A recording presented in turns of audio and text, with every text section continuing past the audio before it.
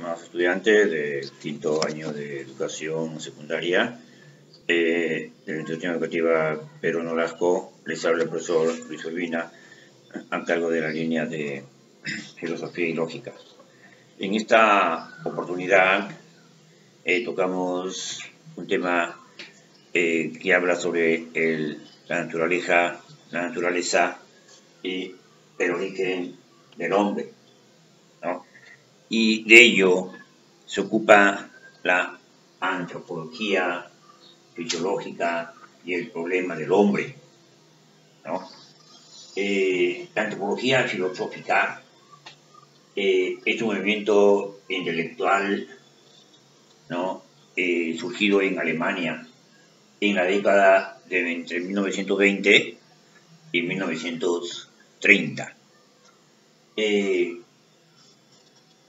La antropología filosófica consistía en estudiar filosóficamente a las ciencias naturales y a las ciencias humanas para tratar de identificar filosóficamente las características del hombre como especie y situarlo en el mundo, en el entorno de los reinos animal, vegetal y mineral, ¿no?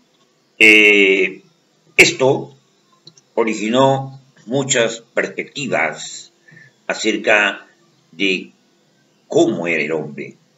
Y esas perspectivas de la antropología filosófica tienen como uno de los fundadores a Max Scheler, ¿no? Entonces, Max Scheler plantea tres perspectivas inconciliables sobre el ser humano. La primera era la tradición judeo-cristiana, la segunda, la tradición de la antigüedad clásica, y la tercera, la ciencia moderna, ¿no?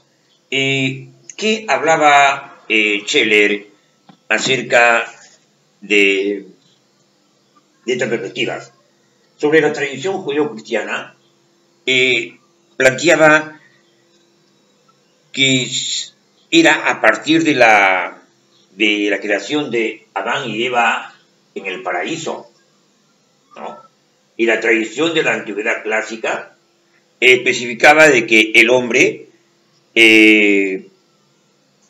era un animal dotado de razón, ¿no? El hombre es un animal dotado de razón. Y para la ciencia moderna que piensa que el hombre es un producto final y tardío de la evolución del planeta, ¿no? O sea, el hombre viene a ser un producto final. Una idea central de Scheler es la diferencia que establece entre el animal, ¿no? Que está ligado a sus impulsos y al mundo, mientras que el ser humano está dotado de espíritu y abierto al mundo, y por lo tanto a un constante estar haciéndose en libertad, ¿no? Estos eran las perspectivas de la antropología filosófica. Y dentro de la antropología y también hay una reflexión, ¿no? Una reflexión y propósito de la antropología filosófica. La antropología filosófica pone como centro de su reflexión al ser humano como ser que vive y sabe que vive en este mundo, ¿no? Asimismo también la antropología filosófica dice que el hombre es un ser que tiene conciencia de su medio y de sí mismo, ¿no? Que sabe que puede transformar el mundo y transformarse a sí mismo, ¿no? Asimismo también dice que el hombre es un ser que construye su propio saber como dimensión propia para comprender, para saber qué es el mundo, quién es él, quién quiere ser y qué puede hacer con su vida, ¿no? Entonces, uno de los propósitos de esta disciplina es identificar las características de la especie humana, tomando en cuenta todos los aspectos de la realidad, ¿no? Material, biológica, económica, histórica, cultural, etc. Pero esto no significa que el resultado sea el producto de una combinación o una síntesis de diversas especialidades. Y en este sentido, la antropología filosófica no es meramente una ciencia social, sino que va más allá de ella, ¿no? Situándose cercana a la filosofía, ¿no? Dicho esto, la antropología la vemos desde un punto de vista como disciplina filosófica, ¿no? ¿Y qué hace la antropología como disciplina filosófica? No abandona su pretensión de comprender al hombre al límite de las ciencias, ¿no? Aunque está en una estrecha interacción con ellas, ¿no? La antropología filosófica se pregunta en primera instancia por el origen del ser humano, ¿no? La antropología filosófica se pregunta en primera instancia por el origen del ser humano. La antropología filosófica se pregunta por la naturaleza del hombre, es decir, ¿qué lo diferencia de los demás seres? ¿Cómo se define a través de su existencia histórica, ¿no? Y esto es bastante importante.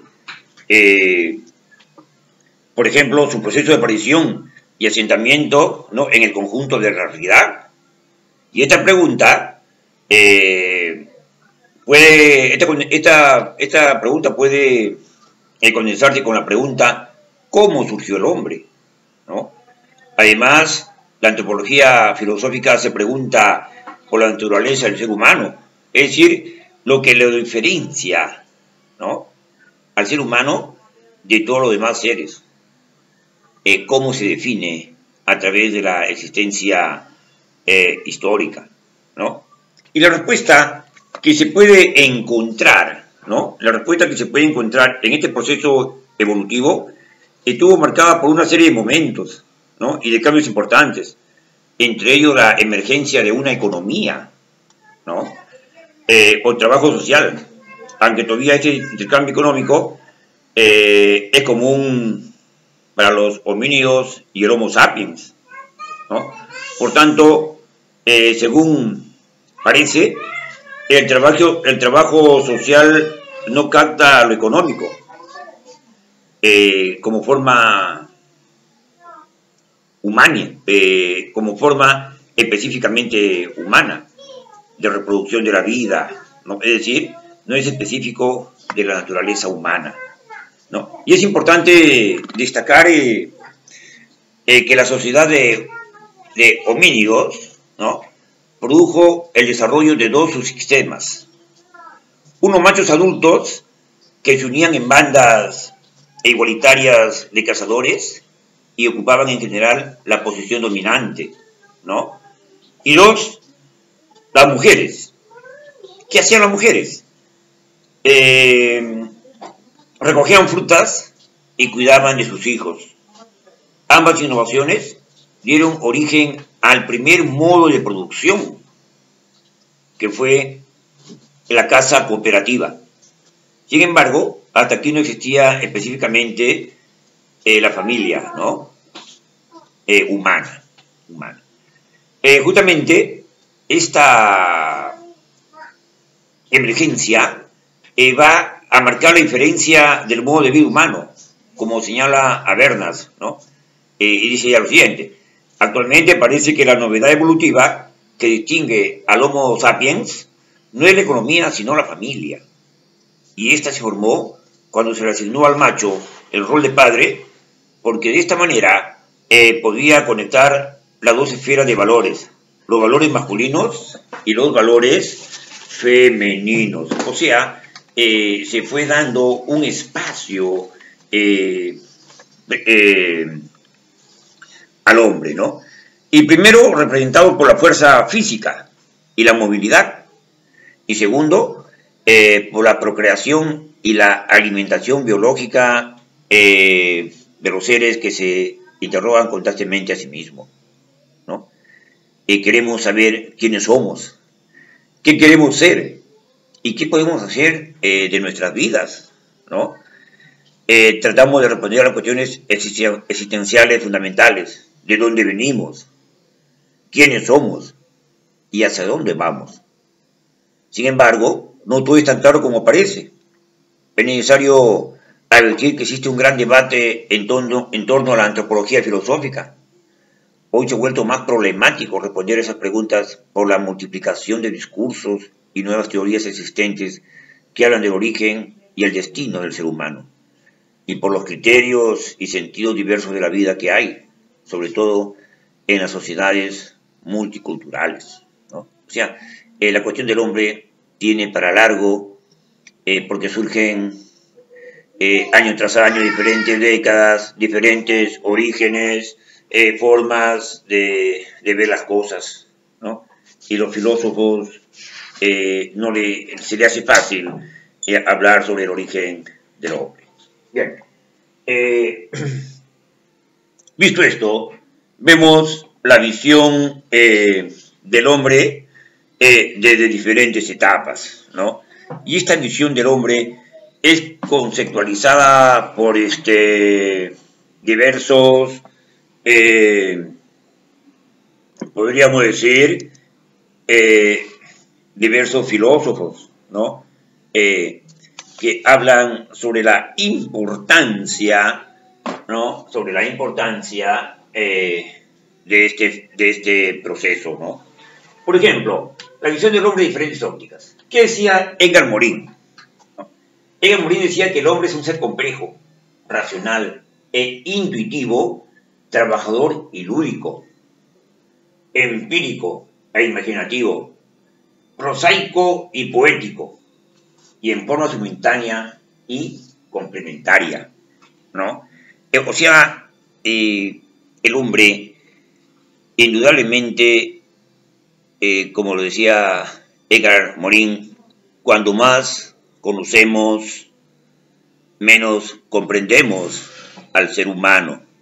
Y todas esas disciplinas, incluyendo las ciencias y las artes, tratan de esclarecer, cada una desde su propia perspectiva, el hecho humano, pero lo hacen en forma separada, sin lograr la unidad compleja de nuestra identidad, ¿no? Entonces,